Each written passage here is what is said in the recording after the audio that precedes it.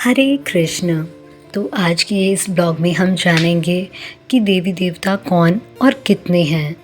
तो सबसे पहले हम जानते हैं शिव जी के विषय में। शिव जी एक परम वैष्णव हैं। वैष्णव नाम यथा शंभु। वे वैष्णवों में श्रेष्ठ हैं। वे शिव तत्व हैं, न कि विष्णु या जीव तत्व। श्री बृहद भागवतामृत में श्री नारद मुनि श्री रुद्र की महानता का वर्णन करते हुए कहते हैं, श्री शंकर आप जगदीश्वर हैं। प्रत्युत्तर में श्री शंकर जी कहते हैं, मैं जगदीश्वर नहीं हूँ, जगदीश्वर श्री कृष्ण हैं और मैं उन श्री कृष्ण के दासों का अनुग्रह पात्र हूँ। शास्त्रों में कथाएं मिलती हैं कि श्री कृष्ण ने अनेकों अवसरों श्री रुद्र उवाच न जातु जगदीशोऽहं नापि कृष्ण कृपास्पदं परम तद्दासदासानां सदानुग्रह कामुका। अर्थात श्री रुद्र ने कहा, हे नारद, न तो मैं जगदीश्वर हूँ और न ही श्री कृष्ण का कृपा पात्र हूँ। मैं तो सदैव उनके दासानुदासों की कृपा का अभिलाषी हूँ और केवल उन्हीं की कृपा की कामना करता हूँ, परंतु उनकी कृपा के लिए प्रार्थना करने की योग्यता भी मुझ में नहीं है। मिलती है कि श्री कृष्ण ने अनेकों अवसरों पर वर प्राप्ति के लिए श्री शंकर की उपासना की। ऐसा इसलिए क्योंकि भगवान श्री कृष्ण अपने शुद्ध भक्तों की महिमा का वर्धन करना चाहते हैं और श्री कृष्ण अपनी पूजा से भी अधिक अपने भक्तों की पूजा श्रेष्ठ बताते हैं। शिव तत्व और विष्णु तत्व भिन्न हैं और सर्वदा भिन्न ही रहते हैं। विष्णु तत्व ही पूजनीय और उपासनीय है। शास्त्रों में शिव का स्रोत या जन्म ब्रह्मा को बताया है और ब्रह्मा का स्रोत विष्णु श्री कृष्ण को बताया गया है। इसका अर्थ भी यही है, विष्णु तत्व शिव तत्व से परे है। विष्णु नारायण कृष्ण राम और उनके अवतार एक ही तत्व है, उनमें भेद नहीं करना चाहिए।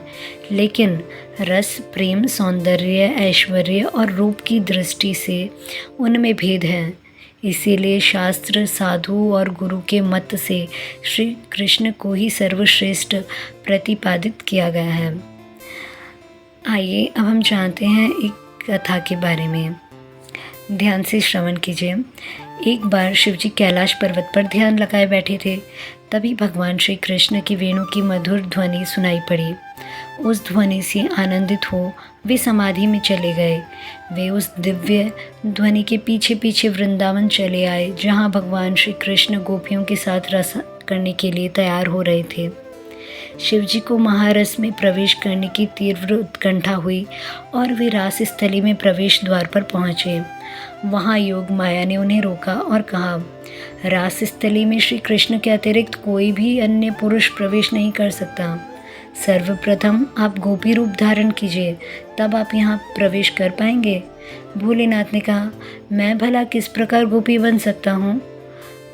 योग माया ने कहा, आप वृंदा देवी की शरण में जाइए, वे आपको गोपी रूप प्रदान करेंगी। वृंदा देवी ने शिवजी से कहा कि आप मानसरोवर के जल में स्नान कर लीजिए। वहाँ स्नान करने के पश्चात शिवजी एक सुंदर गोपी के वेश से बाहर निकले। तब वृंदा देवी शिवजी को रास स्थली के एक कोने में ले गई। वहाँ खड़े होकर शिवजी ने श्री श्री राधा कृष्ण से उनकी प्रेमा भक्ति पाने की प्रार्थना की। फिर रास प्रारंभ हुआ। भगवान श्री कृष्ण ने समस्त गोपियों के साथ नृत्य किया। उन्होंने गोपी वेशधारी शिवजी के साथ भी अद्भुत नृत्य किया। कुछ समय पश्चात जब भगवान श्री कृष्ण आराम कर रहे थे तो उन्होंने कहा, मुझे रास से प्रतिदिन की तरह सुख प्राप्त नहीं हो रहा है, कुछ गड़बड़ लगती है। मुझे लगता है कि हमारे मध्य कोई और भी पुरुष है।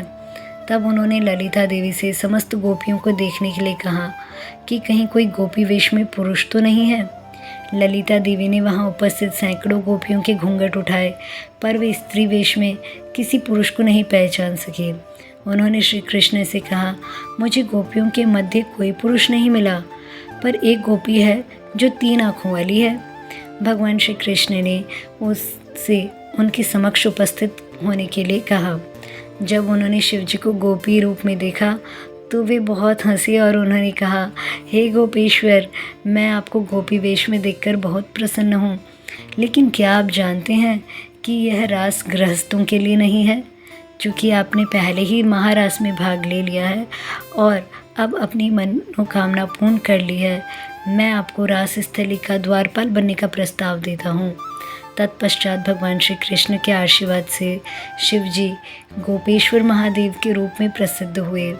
तब से गोपेश्वर महादेव की वृंदावन में सुबह शिवलिंग के रूप में और शाम में सुंदर गोपी के रूप में सजाकर पूजा की जाती है। उपयुक्त लीला से यह सिद्ध है कि भगवान श्री कृष्ण ही सब रसों के आगार हैं और भगवान शंकर भी उनके रसों का आस्वादन करने के लिए व्याकुल रहते हैं।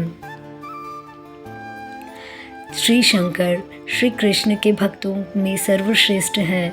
वैष्णव नाम यथा शंभु, वे भोलेनाथ हैं। वे अधिक विचार नहीं करते हैं कि वरदान उनके भक्तों के लिए शुभ है या अशुभ। इसी कारण कई बार भक्त शिव जी से विपरीत परिस्थिति में डाल दिए जाते हैं।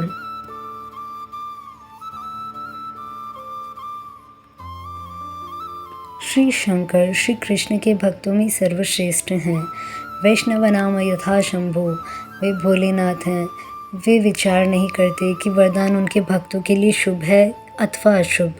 इसी कारण कई बार भगवान शिव विपरीत परिस्थितियों में भी पड़ जाते हैं और तब उनके आराध्य देव भगवान श्री कृष्णचंद्र उनकी रक्षा करते हैं।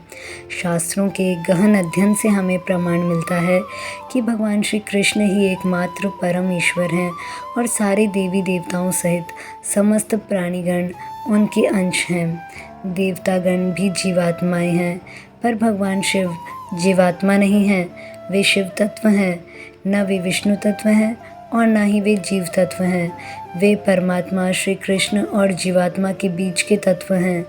वे भगवान और उनके अंश जीवों के बीच एक पुल सदृश्य हैं और सभी वैष्णवों के परम गुरु हैं।